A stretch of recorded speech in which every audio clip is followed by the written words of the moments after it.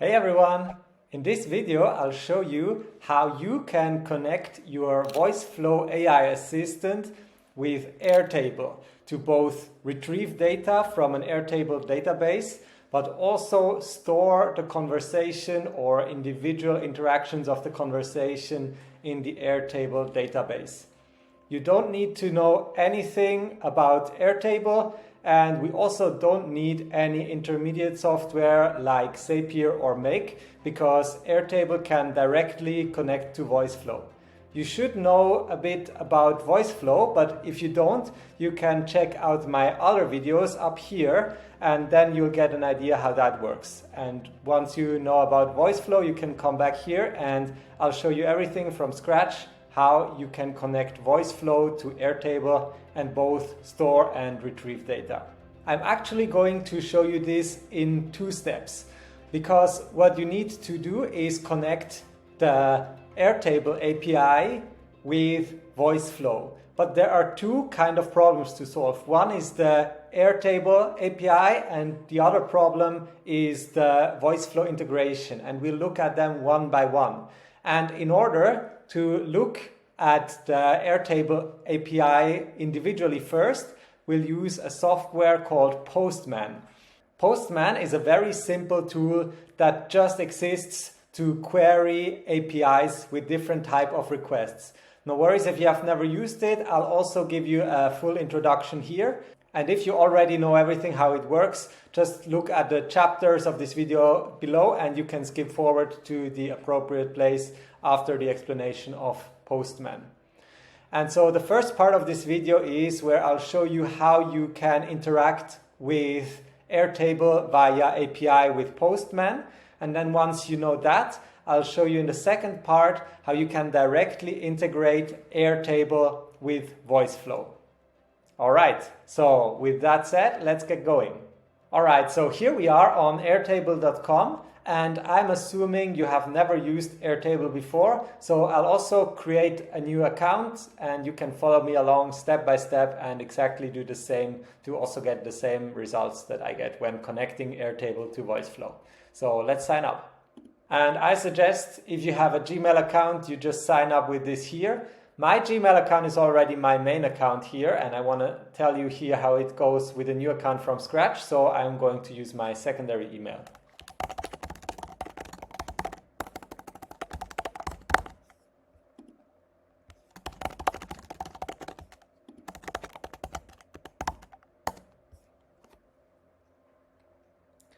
Here, these first few questions don't really matter for us, so we'll skip all that we can. For the project, we can call it VoiceFlow integration. Pick a color that we like and continue. Here we can track projects or tasks, doesn't really matter. And let's say we want to keep track of the status and continue. We'll create our own workflow later because we don't need to integrate it with Slack or some other client right here. And we'll go with the grid only for now, because the grid is basically the spreadsheets view that is the most simple and intuitive one if you have ever used a table before. Great. We see here some advertisement, which we will get rid of. We also just click away all these tutorial things, so we have the Airtable in front of us. And so what we want to do is now being able to read this kind of data that we have here from VoiceFlow and also be able to insert new rows in here. We can of course do that manually here by just entering them, new task, and also entering a status here. But that's of course not useful to integrate it with VoiceFlow. We'll need to learn how to do this via API. Okay, so that is the basics that you need to know for AirTable. Now let's also set up the Postman so we can actually interact with the AirTable API. To do that, we open a new browser window and we go to postman.com. Here too, you can easily sign in with Google, but again, I'm going to sign in with a different email since I already used my Gmail address for my main account.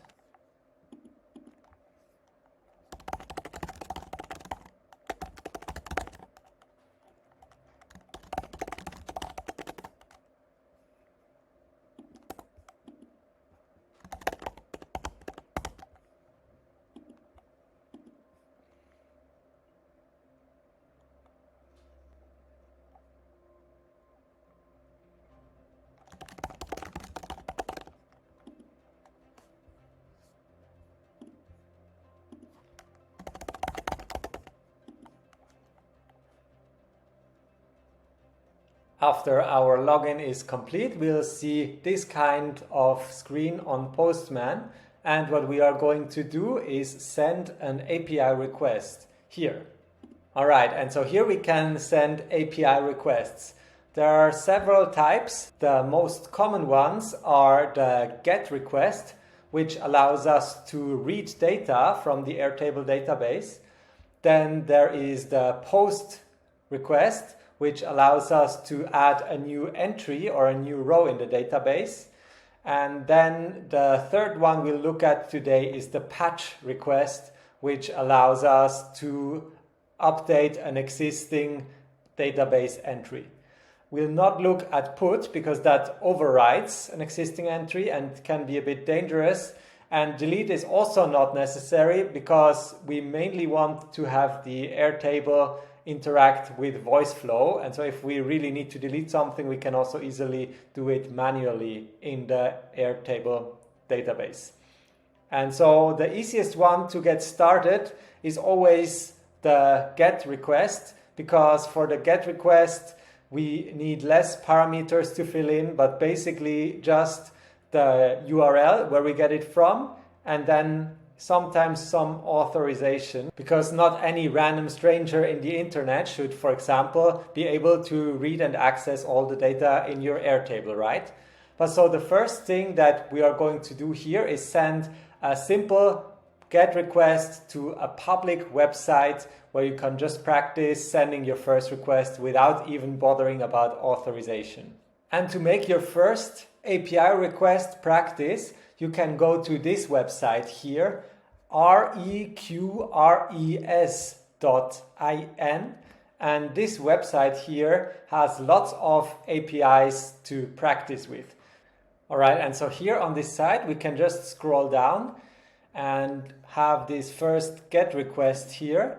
So you can see the link to the request is this one, and the expected response, if everything works, should be number 200 and all this code.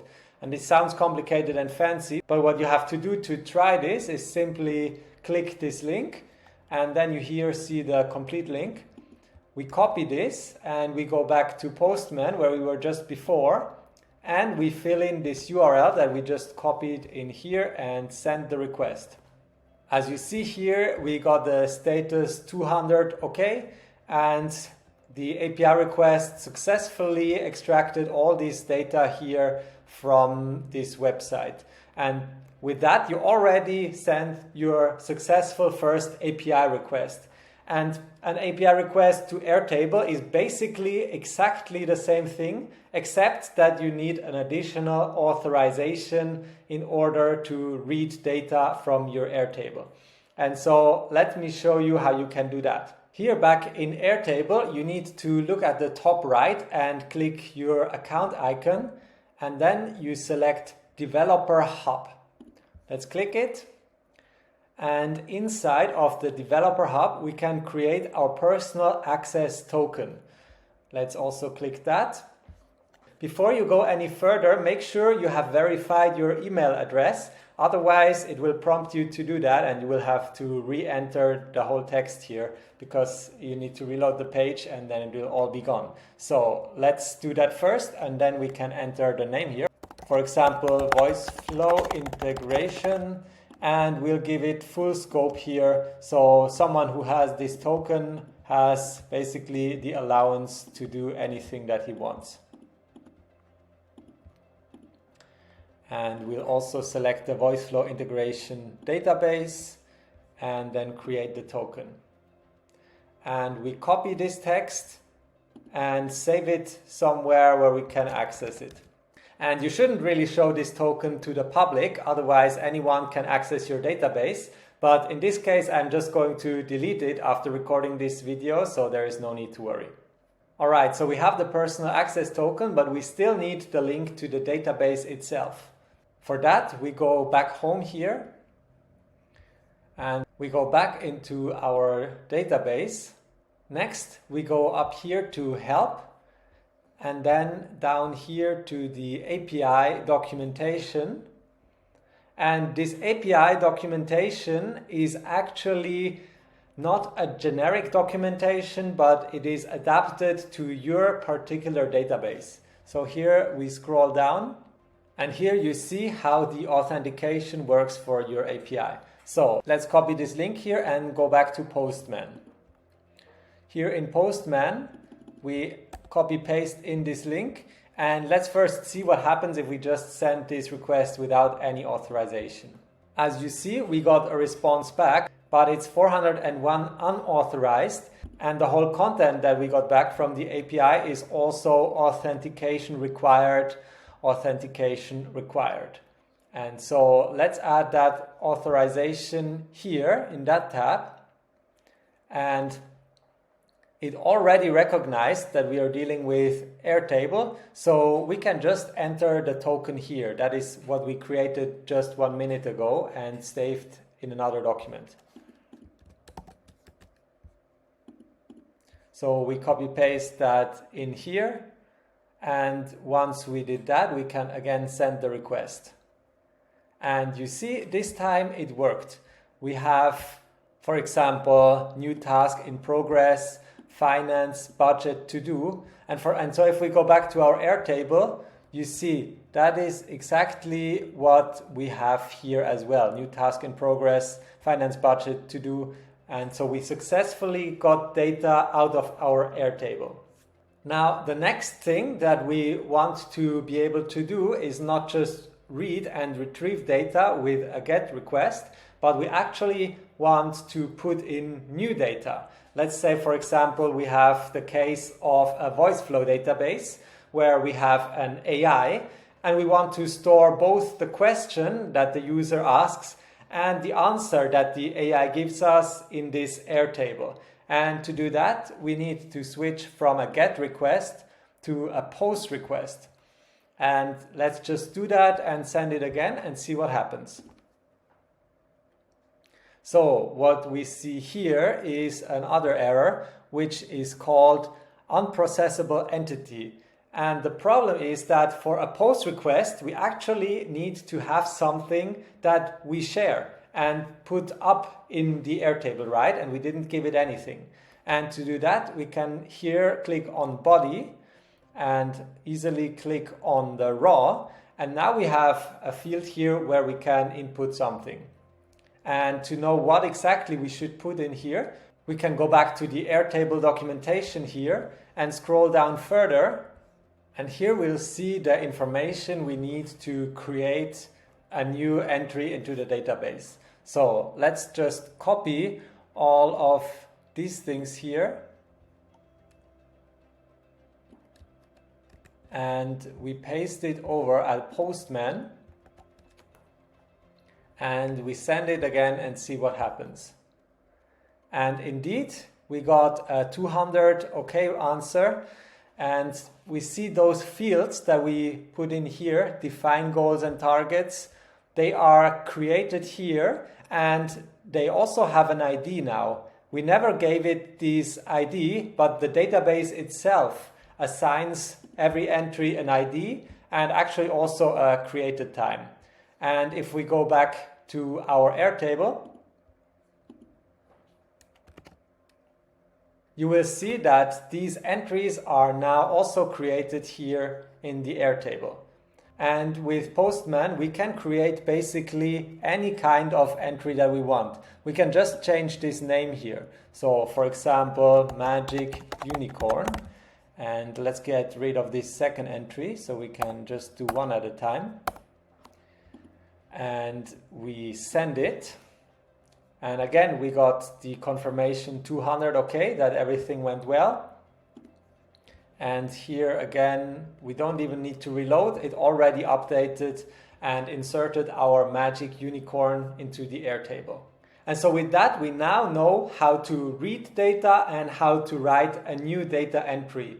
But I want to show you one last thing, and that is how you can update an existing entry. And that's important, for example, if you want to save both a question that a user asks the AI and then also the answer.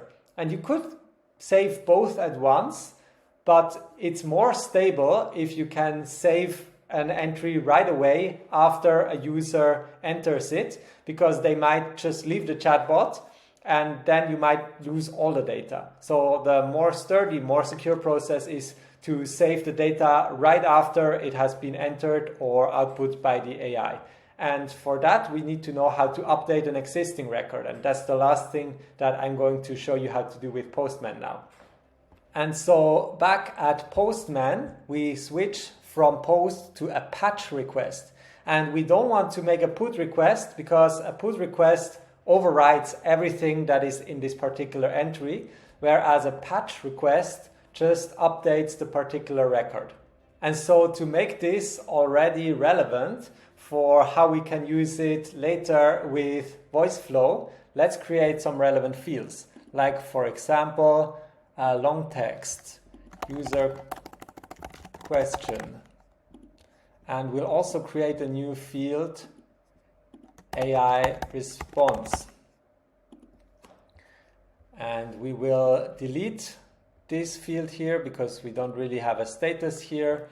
And here for the name we can save a user ID, so we can identify who actually posted this, or at least we can group together several questions if one person asked multiple things in one session. All right, and so let's say we have a user A1 and he asks some random question.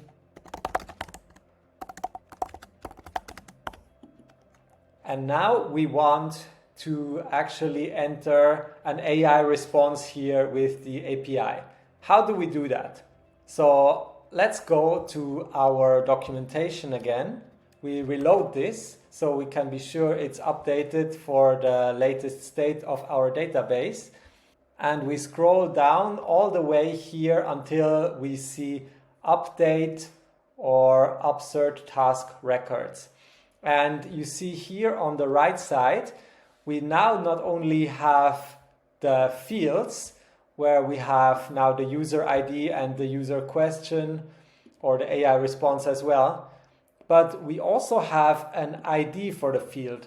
And we didn't have that before because with a post request where we enter a new row into Airtable, we didn't need an ID. It would have been automatically created by Airtable. But now, since we update an entry that is already existing, we also need to enter the ID. So let's again copy this whole thing here, copy and paste. And now we actually need to also insert the new row that we want to enter. And here, let's just do that manually. This is a JSON format, and you don't need to know in detail what that means, but you need to be careful about the details of the formatting. So here, for example, you see after user ID A1, there is a comma. And here behind user question, there is no comma. And that's because this is the last row. But now we want to insert another row, AI response. So that means we need to enter a comma here, and that's important. If you don't enter the comma here, you will have a bug. And so let's do comma and have a new row. And then again, start with quotation marks. We call this AI response, a colon, and then we just say 1 + 1 is 2. And now we still have the authorization from before. We switched it to a patch request, and so let's send it and see what happens. Again, we get a 200 OK status update. And if we go back to our Airtable, we see we successfully updated the existing record. Great. And that concludes part 1 of this video. Now you know how to interact with Airtable via API. In the second half of this video, I'm going to show you how to do exactly the same thing, but in VoiceFlow. And for this part, I'm going to assume you're somewhat familiar with VoiceFlow. If you're not, check out my other videos about VoiceFlow down in the video description, and afterwards come back to this one. And with that, let's go over to voiceflow.com. Alright, so here we are on a blank new VoiceFlow canvas. And what we are going to need is this API thing here. We drag it over here, and you will notice there are a lot of similarities with the Postman that we just had a look at. So let's start with a GET request again.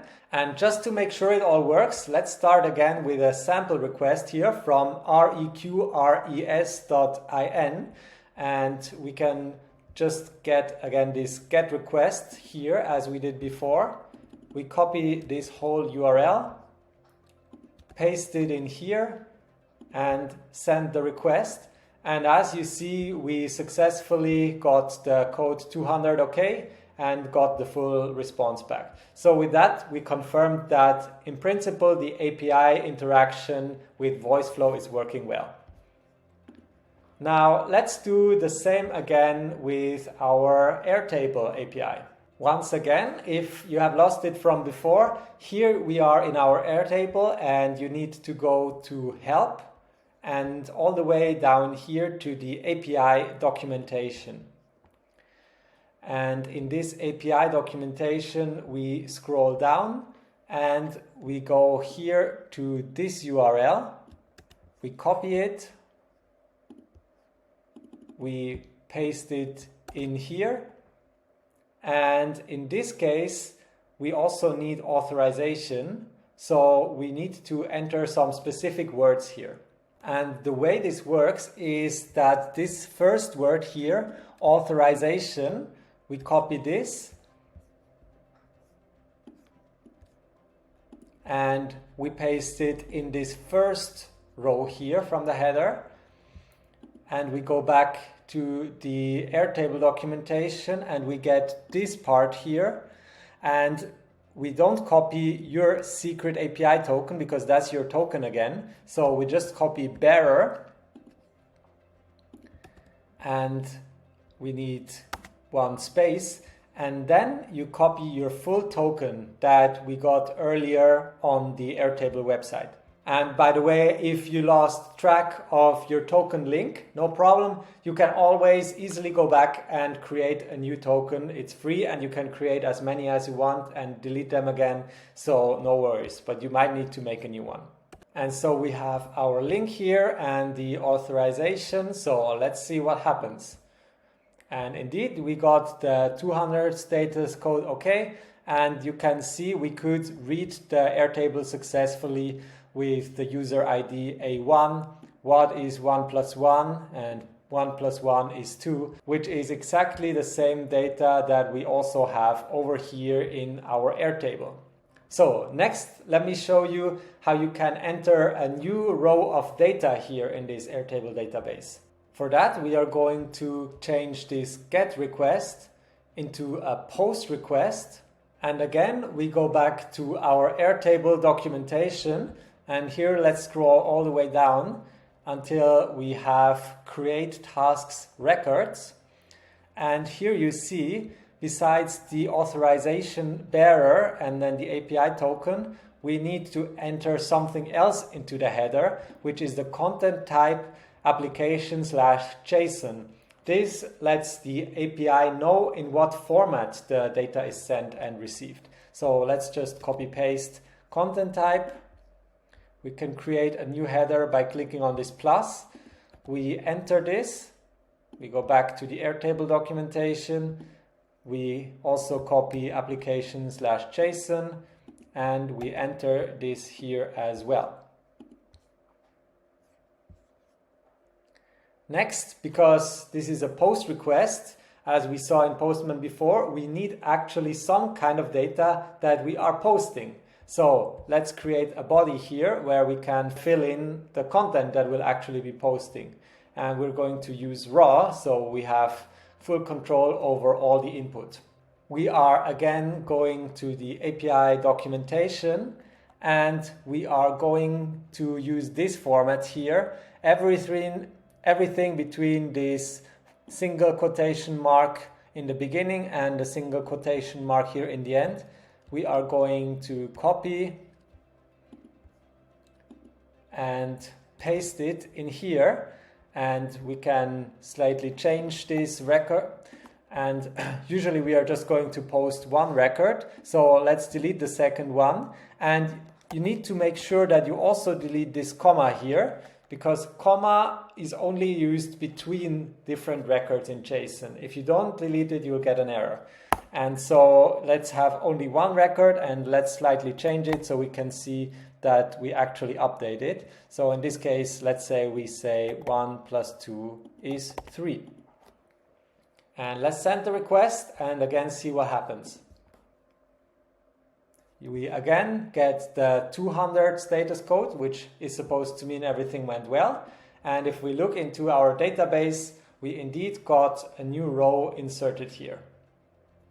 Now, this is nice, but so far we still only interacted through this kind of API code. So let's go back to VoiceFlow and actually do a demonstration how we can have a user write something in the ChatBot interface and then upload it to AirTable automatically.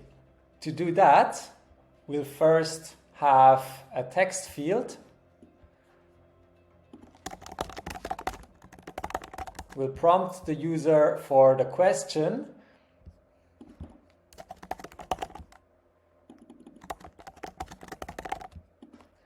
And we'll also listen to it and actually just capture it.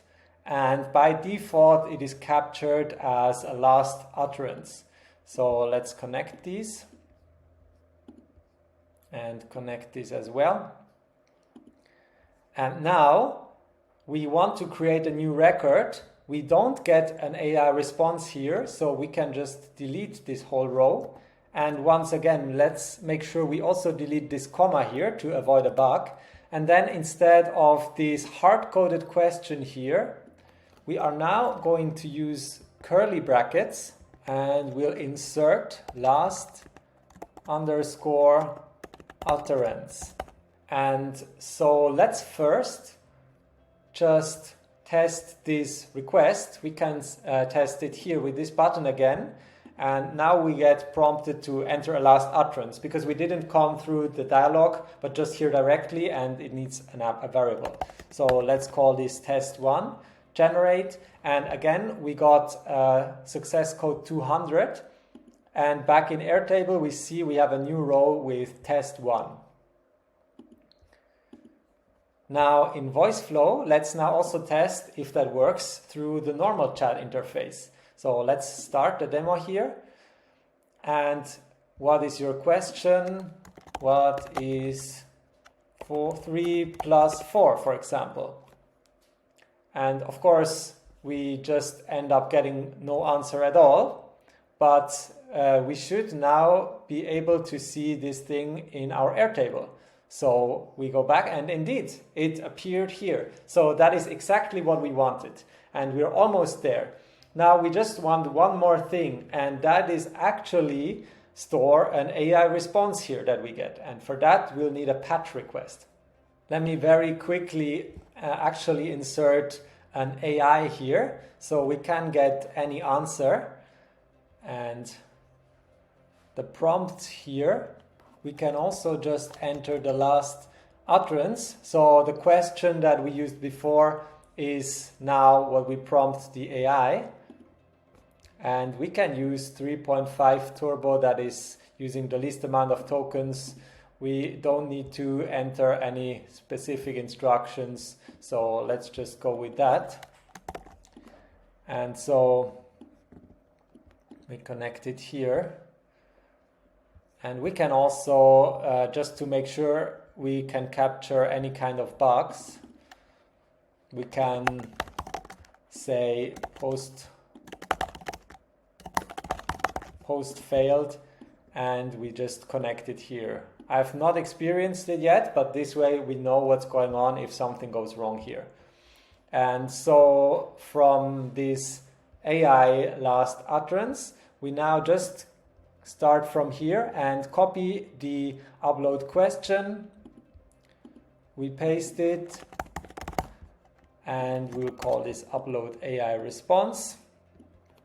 And like we did in Postman earlier, we now switch here from the post request to the patch request. And please don't use the put request, because you might just overwrite data that you still want to keep. So patch request is generally safer. And so for the patch request, we again go to the AirTable API overview where we were before, and we scroll down. And here again, we see that we have an ID. And so the way this works is that we want to update the same entry that we just created before with this post request. So actually we need to have a way to identify it. And what we can do here is go down here and use this capture response. So let's click here. And what we need to enter here is records, and then in square brackets 0, and then .id. And you can basically get this by looking at the structure of the response that we get from the post request, and then just asking ChatGPT what kind of code will retrieve the ID. And it just turns out in this case that is this code. And we'll create a new variable here, and let's call it AirTable underscore ID. And we can create the variable. And now we are ready to fix our patch request here. And so what we do again here is go to the documentation of the AirTable database.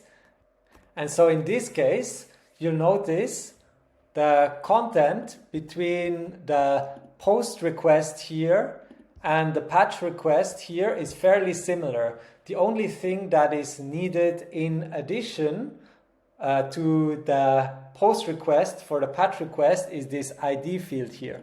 So let's just get this whole thing here. Make sure to also get the comma, and we'll go back to AirTable and we'll insert it here in front of fields. And then this is a hard-coded ID now, but we want exactly the ID from the post request here before. So what we'll do is we'll use curly brackets here, and we'll insert the name AirTable underscore ID. This is the variable that we just created in the post request before. And then there is one last thing that we need to update here. We don't really care about the user ID here, but instead we care about our variable. Instead we care about this variable here, AI response. So let's rename this here, AI response. And here we don't need the variable last utterance, but instead we'll use last response, because here we are saving what this AI actually gave us as an answer. So let's also connect this, and let's also make sure we get a message after this. This is a patch fail, and what we would like to, this is a patch fail, and what we'd like to hear is patch failed. And if it is a success, we'll just give it a text success, and we will also properly end our conversation here. And so let's see if that works. Let's start it. And we ask, what is 3 times 3?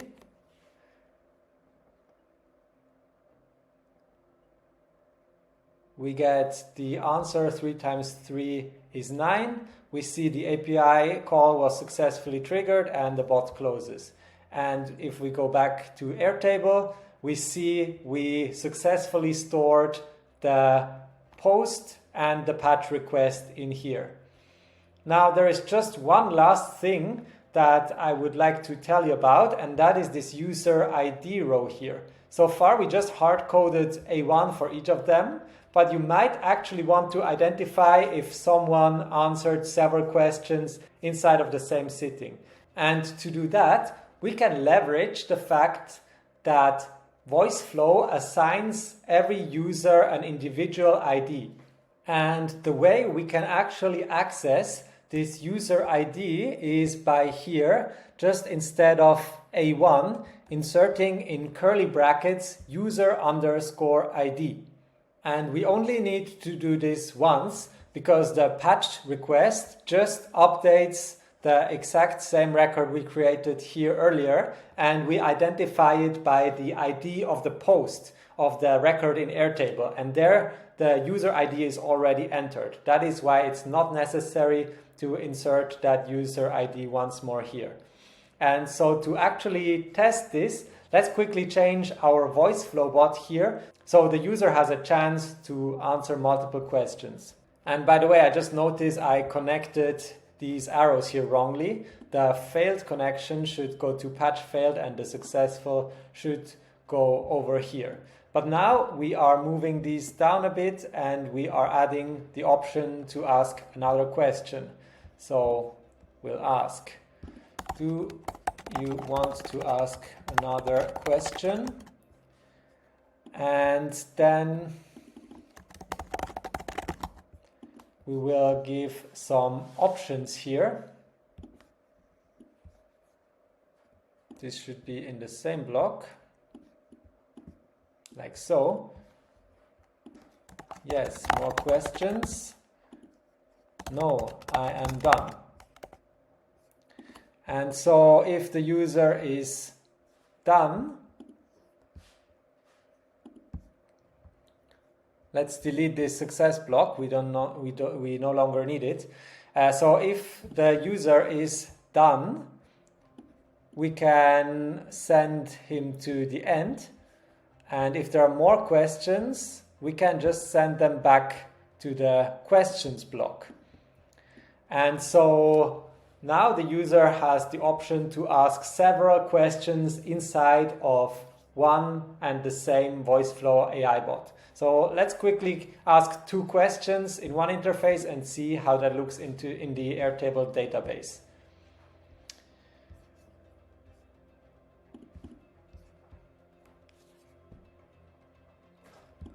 What is the capital of France?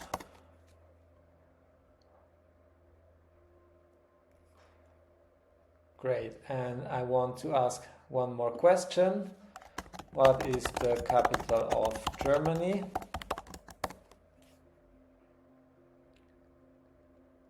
And now we are done. And the chatbot ends. So now let's go here and you'll see that we got both answers and both questions. And actually, this is a bad example because the ID here is now test user. And whenever you use VoiceFlow in this test environment, you always get test user. But if you actually properly use VoiceFlow on a website, you do get an individual code here for every user. So even though this says test user, it actually shows that it's working. All right, and now you know how you can integrate Airtable with VoiceFlow without the need of any intermediary software. If you have any questions or get stuck anywhere implementing this, let me know in the comments and I'll be happy to help.